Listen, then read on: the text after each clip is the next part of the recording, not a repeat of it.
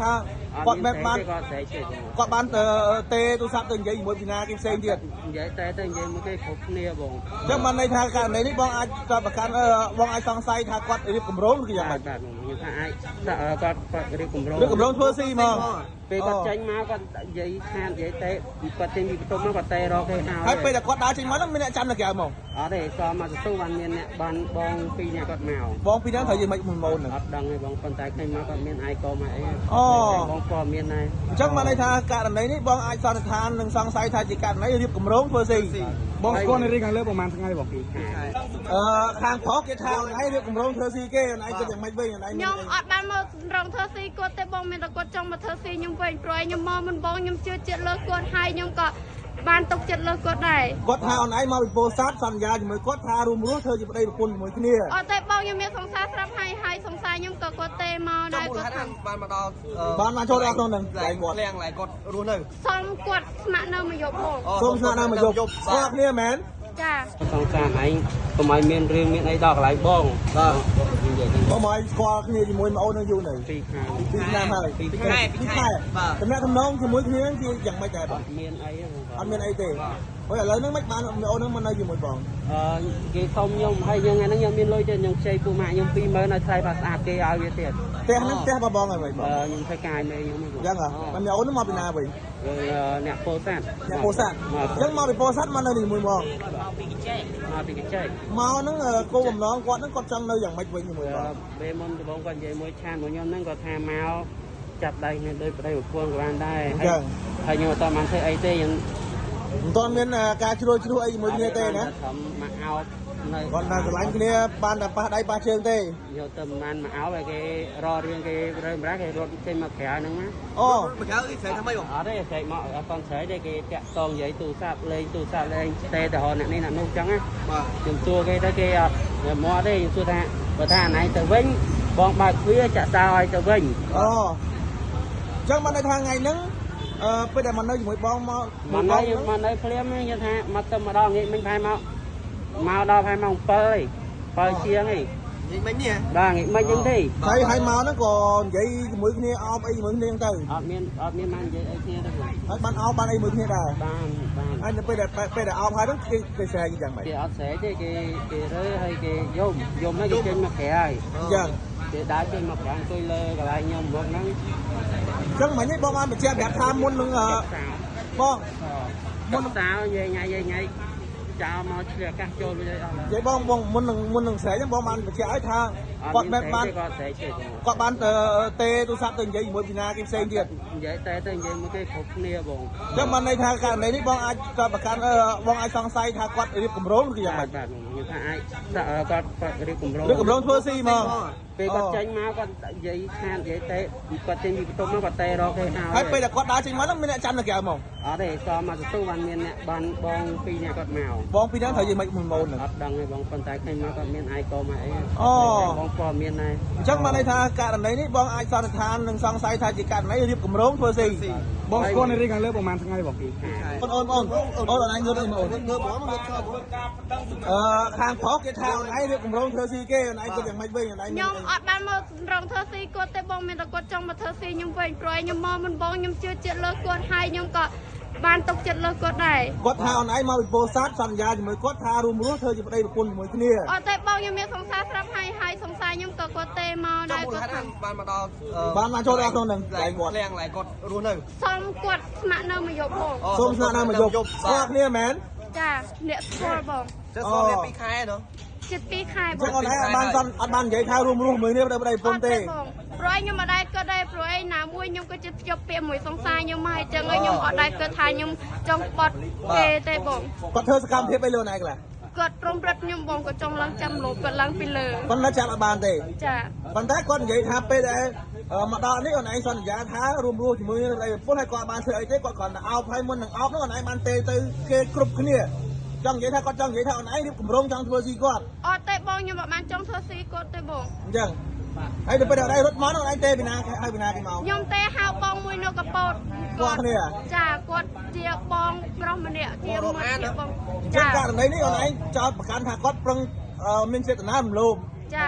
ដោយអូនឯងមិនមែន សន្យាធ្វើប្តីប្រពន្ធទេគាត់ស្គាល់គ្នាសុំស្នាក់នៅមកជប់ទេ សុំស្នាក់នៅមកយកហើយតែខ្ញុំទៅដាក់ពាក្យ ប្រប្រកាស្រីប្រកាន់ប្រប្រកាយកាលនេះណាបាទ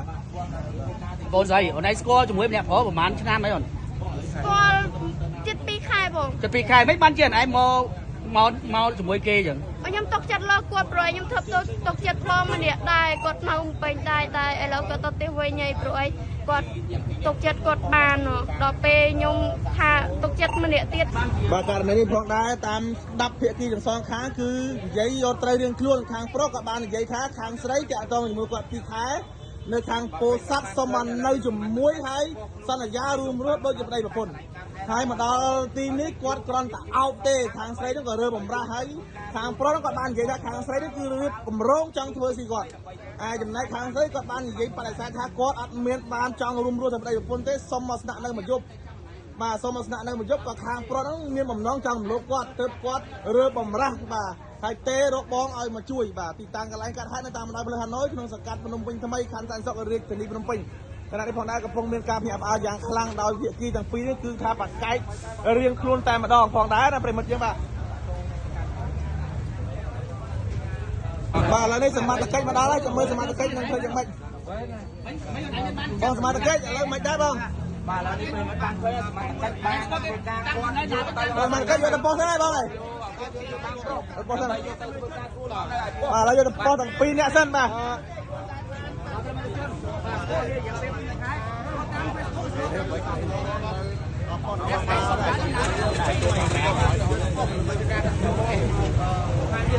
បាទឥឡូវពលីគាត់នាំយកទៅហើយបាទទាំងសងខាងពីព្រោះថាករណីនេះគឺស្រីប្រកាន់ប្រុសប្រកែកណាប្រិមិត្តយើងបាទ រងពេលដែលមកជួបគេតាំងម៉ោងប៉ុន្មានរហូតដល់ស្មើម៉ោង ម៉ោងគេមកជួយខ្ញុំថាម៉ោង7ជាងទេគេទីកង់3មក អូជីកង់3មកទេ ខ្ញុំចេញលើចេញលើ បាទចុះហើយមកបន្ទប់ហ្នឹងហៅមកទៅអីបងបាទនិយាយមកគេក៏មកអត់ទៅ ខ្ញុំបានហាយគេទេ តែយកអូអ្នកម្នាក់ស្រីអាយុប៉ុន្មានហើយបងអត់ដឹងអាយុទេតែមានដឹងតែគេឈ្មោះអីហ៎ បាទឥឡូវសមត្ថកិច្ចយកទៅសិនបាទសួរនាំតាមរយសិន តែនៅសៀមរាបបាទមកសុំខាងប្រុសបាទមកស្នាក់នៅឥឡូវមកចោទខាងប្រុសថាបានលុកលំបាទចង់ចាប់លោកបាទឥឡូវនេះសមត្ថកិច្ចលោកឥឡូវនេះសមត្ថកិច្ចលោកបានធ្វើការនាំខ្លួននៅភាគីខាងប្រុសរួមនៅក្នុងបន្ទប់ឯង ឥឡូវមកអូនស្រីនេះគាត់ត្រូវសមត្ថកិច្ចមកទៅដែរ ដោះរៀបរៀបមកណៃហ៎អត់បានទេដល់អូនេះគាត់មានទៀតទេមិនដឹងទេ គាត់ត្រូវតែឡើងអោបពីលើឲ្យគាត់ពីលើទៅពីលើ តែគេថាអូនឯងអ្នកមកសុំគេនៅអូនឯងមានសុំអត់ ខ្ញុំមកសុំពាក្យសុំនឹងខ្ញុំសុំមែនខ្ញុំសុំកាត់ដេកមកយកបង ថាណៃសន្យារួមរស់ទៅប្តីប្រពន្ធមួយគេទៀតណាច្បាស់ណាស់មិញចឹងហ៎ អត់ខ្ញុំមកបានថាធ្វើបែបខ្លួនណែណាមួយខ្ញុំមានមនុស្សដែលខ្ញុំស្រឡាញ់ហើយ អូ ចុះបងអូនឯងមានមនុស្សដែលអូនឯងស្រឡាញ់មិនបានឯងមកសុំដេកបន្ទប់ជាមួយគេមកយប់ចឹង ខ្ញុំទុកចិត្តលើគាត់ហើយព្រោះឯងខ្ញុំធ្វើទុកចិត្តលើបងម្នាក់គាត់អត់ដែរហ៊ានធ្វើអីខ្ញុំ រកអានដូចបងចឹងណា ខ្ញុំចាប់ទុកគាត់ដូចបងប្រុសខ្ញុំចឹង យកបន្ទប់ហ្នឹងស្អីមកណា អូនឯងស្គាល់គាត់រយៈពេលប្រហែលខែប្រហែលថ្ងៃអូន ជិត2ខែបង ជិត2ខែ ចា ចុះពេលដែលមកផ្ទះគាត់ហ្នឹងអូនឯងនៅណាវិញ ខ្ញុំមកពីកញ្ចែហើយខ្ញុំមកដល់ពេញដល់ពេលនេះទៅខ្ញុំអត់មានលុយធ្វើទៅហើយទៅទៀតទៅខ្ញុំ មិន ក៏ ថាណៃមកពីពោធិ៍សាត់អីសៀមរាបណៃថាមកពី អត់ទេខ្ញុំមកពីកញ្ចែបង និយាយខុសគ្នាពីតាពីអត់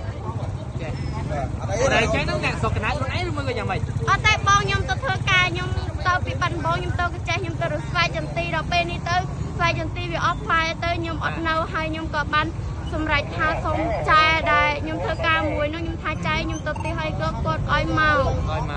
ចា ហើយបន្ទាប់មួយទៀតក៏នឹកឃើញសម្រាប់ចិត្តមកក្នុងពេញនេះសុំគេស្នាក់នៅមួយយប់ហ្នឹងចាំទៅណាទៀតស្នាក់នៅមួយយប់អី ចង់ថាស្ម័គ្រនៅមួយយប់ហ្នឹងស្អែកឡើងខ្ញុំទៅរកការងារធ្វើបានមួយអាទិត្យពីរអាទិត្យចឹងហើយខ្ញុំដើម្បីយកលុយហ្នឹងខ្ញុំទៅផ្ទះខ្ញុំវិញបង ផ្ទះវិញតែផ្ទះនៅខាងពោធិ៍សាត់វិញ ខាងបាត់ដំបង 3បងមែននៅពោធិ៍សាត់ហើយដូចគេនិយាយ អត់ទេបងខ្ញុំមិនអ្នកពោធិ៍សាត់ពោអីខ្ញុំនិយាយតាមត្រង់បង ដំបងគាត់ថាណៃមកពីពោធិ៍សាត់បន្ទាប់មកគាត់ថាណៃមកពីសៀមរាប អត់ទេបងខ្ញុំអត់មានពោធិ៍សាត់ពីសៀមរាបទេខ្ញុំមកពីកញ្ចែមិនជឿចាំខ្ញុំនាំទៅសួរកន្លែងខាង អូខេតើតាមនេះទៅ គេយល់ទៅម៉ែឥឡូវមានតែសមត្ថកិច្ចចូលធ្វើការជាគេមកជាគេមកជាអ្នកនៅក្នុងកាត់អីក៏លឿន អត់មានអី មានការ អត់មានជាបងឲ្យដប់ទៅដល់ឲ្យដប់ទៅ ពីចូលដល់តាមទៅវិញបាទហើយចូលខាងខខ្ញុំចាប់គាត់តែខាងខថាខាងស្អីបាទបាទមានតែសម្បត្តិកិច្ចការនេះតាមវិទ្យាសាស្ត្រតាមវិទ្យាសាស្ត្រអត់មានស្អី